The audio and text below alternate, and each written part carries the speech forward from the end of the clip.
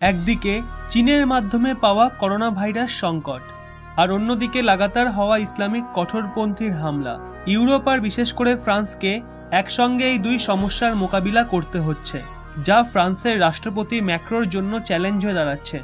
Emmanuel Macron ইউরোপের সব দেশের মধ্যে একাই এমন রাষ্ট্রপতি যিনি এত মুখরভাবে কঠোরপন্থী ইসলামিক আতঙ্কবাদীর বিরুদ্ধে তীব্র প্রতিবাদ করছেন।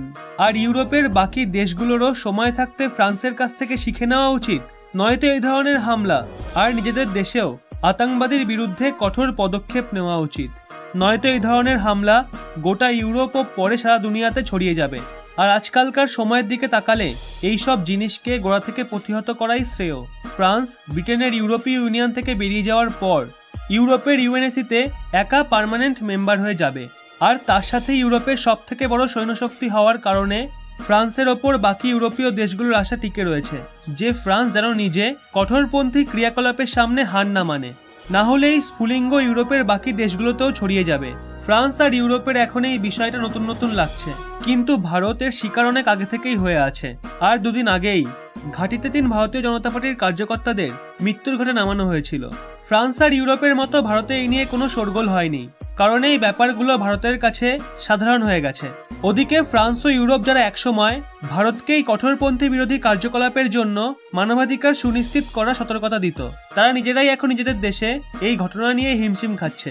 আর এই জিনিস এত তাড়াতাড়ি কখনোই শান্ত হবে না, যার স্পষ্টরূপে পরিণাম আমরা আবারও ফ্রান্সে দেখতে পেয়েছি। আসলে ফ্রান্স থেকে মিডিয়া রিপোর্ট বেরিয়ে আসছে যে শনিবার আবারও একবার ফ্রান্সের লিয়ন শহরে এক বন্দুকধারী ব্যক্তি অর্থোডক্স চার্চের এক পাদ্রির ওপর নিজের হান্টিং রাইফেল দিয়ে 2বার হামলা করে, আর তারপর সেখান থেকে পালিয়ে যায়। এই ঘটনা বিকেল 4টে নাগাদ ঘটে, যখন চার্চের পাদ্রি চার্চের গেট বন্ধ করছিলেন। এই ঘটনার পর ফ্রান্সের মানুষরা আরও ভয় পেয়ে আছে, কারণ কঠোরপন্থী ইসলামিক আতঙ্কবাদীর হামলা ফ্রান্সের মহলই বদলে দিয়েছে। আর এই হামলা গত 72 ঘন্টার মধ্যে ফ্রান্সের কোনো চার্চে দ্বিতীয় হামলা ছিল। তাজা মিডিয়া রিপোর্ট অনুযায়ী পাদ্রির ওপর হামলা করা ব্যক্তিকে কয়েক ঘন্টা তল্লাশি করার পর হেফাজতে নেওয়া হয়েছে।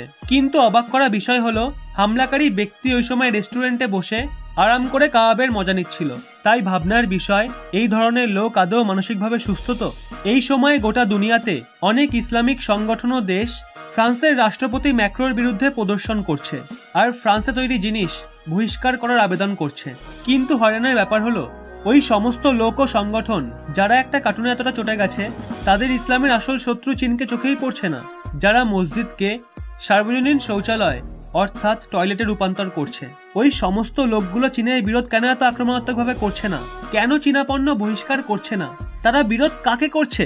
তারা বিরোধ করছে ফ্রান্সের, যে অনেক সময় ধরে মিডল ইস্টের রিফিউজিদের ইউরোপে এন্ট্রি দেওয়া তদারকি করেছিল। আর আজ তার এই পরিণাম পাচ্ছে ফ্রান্স।